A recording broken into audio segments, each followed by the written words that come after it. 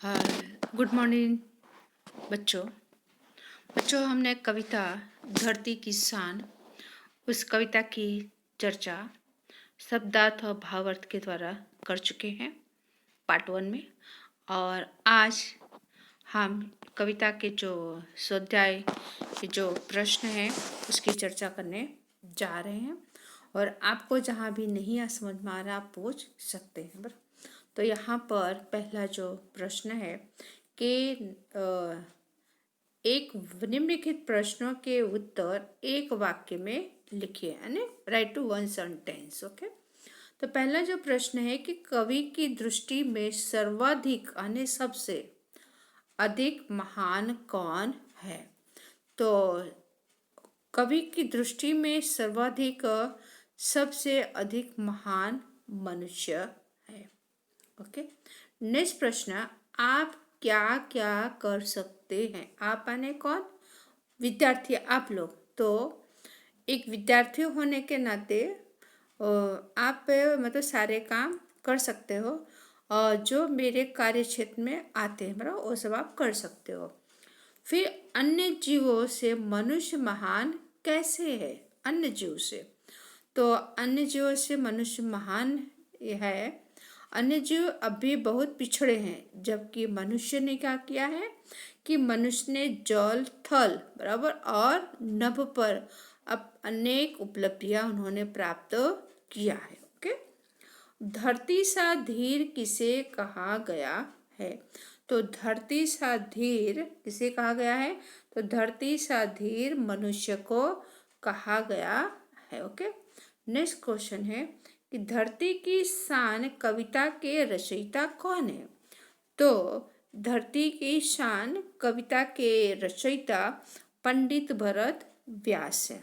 तो बच्चों भी यहाँ पर नेक्स्ट जो क्वेश्चन है वो प्रश्न जो है वह प्रश्न कैसा विस्तार से लिखना ने लॉन्ग क्वेश्चन है। ओके।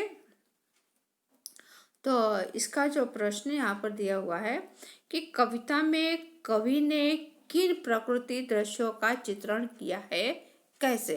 तो पहला ही पैराग्राफ जो है बराबर फर्स्ट पैराग्राफ, तो उसके अंदर कवि ने कविता में पहाड़, नदियाँ, धरती, आकाश, हवा जैसे प्रकृति दृश्यों का चित्रण किया है।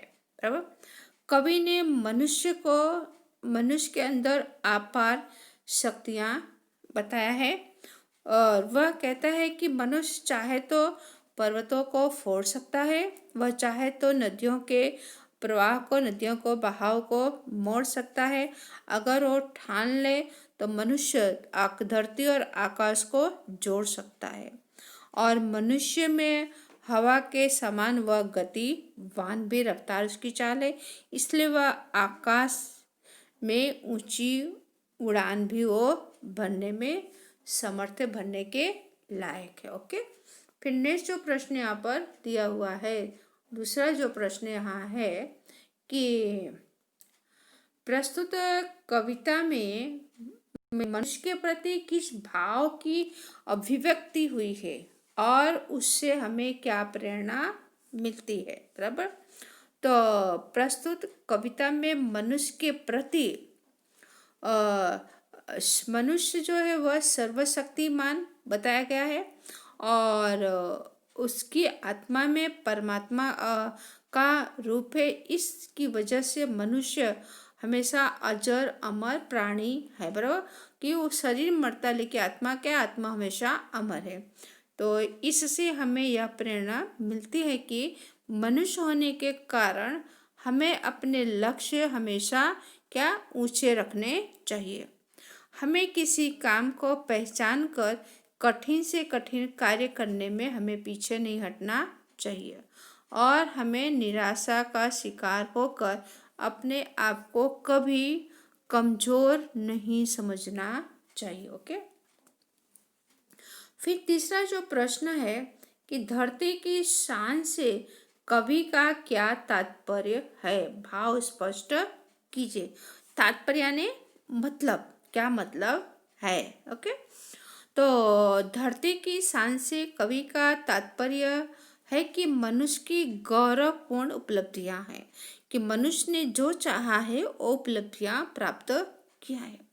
मनुष्य ने अपनी बुद्धि और बल से ऐसे अनेक कार्य कर दिखाए हैं कि जो कभी असंभव माने जाते थे।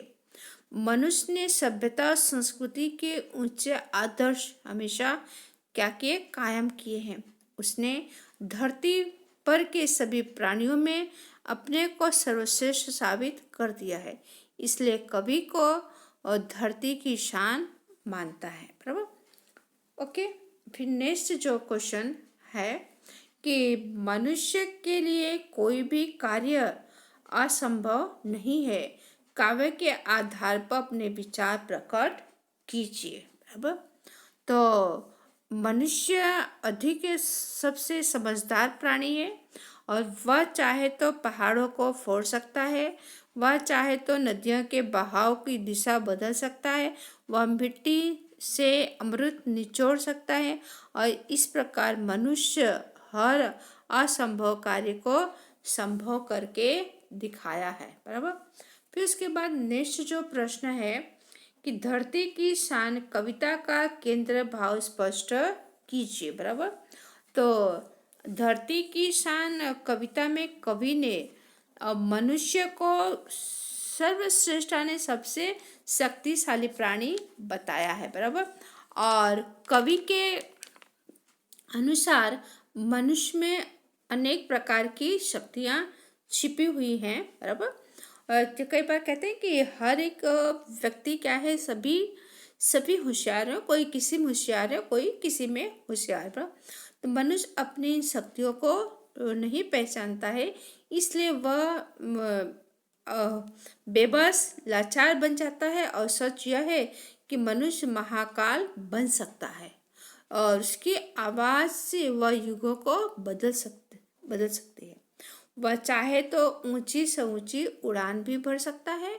और इस प्रकार कविता का केंद्र भाव मनुष्य को अपनी शक्ति को पहचानने के लिए प्रेरित कवि ने किया है। ओके, फिर नेक्स्ट जो यहाँ पर है कि निम्नलिखित जो है, हाँ, निम्नलिखित काव्य पंक्ति का भाव स्पष्ट कीजिए। ओके, गुरु सा गतिमान पवन सा तू गुरु सा मतिमान पवन सा तू गतिमान, तेरी नभ से भी ऊंची उड़ान है रे।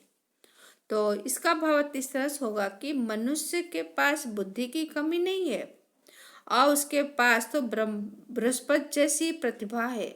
वह हवा जैसी गति रखता है और वह चाहे तो आकाश से भी ऊंचा उठ सकता है। कवि कहना चाहते हैं कि यदि मनुष्य अपने अंदर छिपी हुई शक्ति को जान ले, पहचान ले, उसके प्रति जागृत हो जाए तो मनुष्य असंभव को भी संभव कार्य कर सकता है। अन्य मनुष्य को कोई भी कार्य असंभव नहीं है। ओके, फिर नेक्स्ट जो है कि धरती की शान तो भारत की संतान तेरी तो धरती की शान तो भारत की संतान तेरी मुट्ठी में बंद तूफान है। कवि कहते हैं कि प्रत्येक भारतवासी महान है और उसमें अपार शक्तियाँ छिपी हुई हैं।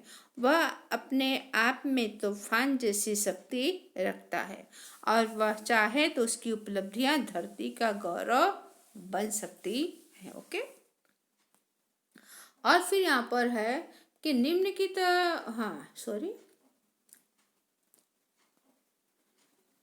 निम्नलिखित शब्दों के पर्यायवाची शब्द लिखिए। पर्यायवाची समानार्थी या पर्यायवाची एक ही है। बराबर। तो यहाँ पर दिया हुआ है क्या है, भूचाल। भूचाल यानी भूकंप, ऐसे समानार्थी हम कर चुके हैं। और हिमगिरी यानी हिमालय, वाणी यानी वचन, और तूफान यानी कहर, अमृत। बराबर। अमृत का क्या होगा बच्चों, अमृत यानी सुधा, जिसे केवल अमृत यानी सुधा। ओके, और फिर उसके बाद यहाँ पर है कि धीर। बराबर, धीर यानी धैर्य। और फिर हिम्मत, हिम्मत यानी वीरता। नभ यानी आकाश और निज यानी अपना। ओके, और फिर उसके बाद विलोम शब्द यहाँ पर दिया हुआ है, उसको देखते हैं कि विलोम शब्द है अमृत, अमृत आने जहर, अंबर, अंबर आने धरती, अमर आने मध्य जो कभी मरने वाला नहीं है, धीर यानी अधीन, वीर आने कायर, पाप पुण्य और जीवन मृत्यु। ये सब ग्रामर आपको पीडीएफ में इसके आंसर लिखे हुए होंगे। और फिर उसके बाद यहाँ पर दिया है एमसीक्यू टाइप क्वेश्चन यहाँ पर दिए हुए बराबर कि सही विकल्प चुन करके इसको फिर से लिखना है। ओके, तो तू जो चाहे पर्वत पहाड़ों को मोड़ दे डैश डैश डैश। यहाँ ऑप्शन दिया हुआ है मोड़ दे, फोड़ दे, या तोड़ दे, या जोड़ दे। तो यहाँ पर क्या आएगा, तू चाहे तो पर्वत पहाड़ों को क्या फोड़ दे, बराबर फोड़ दे। ओके, फिर दूसरा यहाँ पर है कि पृथ्वी के, बराबर क्या है, पृथ्वी के लाल तेरा हिमगिरसा भाल, बराबर। तो यहाँ पर ऑप्शन दिया है चार है, बराबर अ हाल, ब भाल, क काल, या ड मिसाल। तो क्या होगा, पृथ्वी के लाल तेरा हिमगिरसा क्या ये है विशाल, इसका आंसर ये हुआ। ओके, और फिर उसके बाद यहाँ पर जो आगे हैं,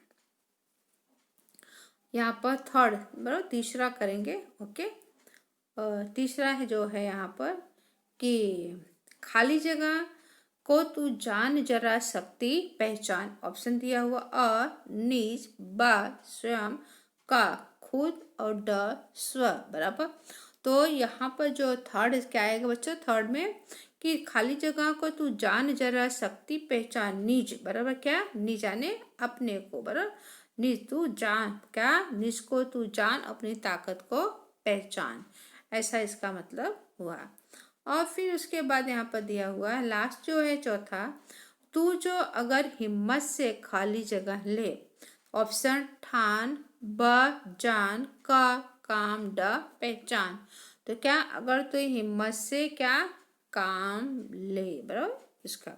और फिर यहाँ लास्ट दिया काव्य पंक्ति पूर्ण कीजिए। तो आपको इसको करने की जरूरत नहीं, क्योंकि इस तरह के बोर्ड में भी पूछे जाते नहीं। ओके, लिखना है तो लिख डालिए, नहीं लिखना है तो भी चलेगा, कंपलसरी लिखने की जरूरत नहीं। ओके, तो यहाँ पर बच्चों आज हमारे कविता जो है धरती की शान, उस कविता के प्रश्न उत्तर की चर्चा हम कर चुके हैं। और आपको जहाँ भी कविता समझ में नहीं आई है तो आप पूछ सकते हैं, बराबर। और पीडीएफ में से देख करके या यूट्यूब में से सुन करके अपने प्रश्न का उत्तर आप लिख सकते हो। धन्यवाद।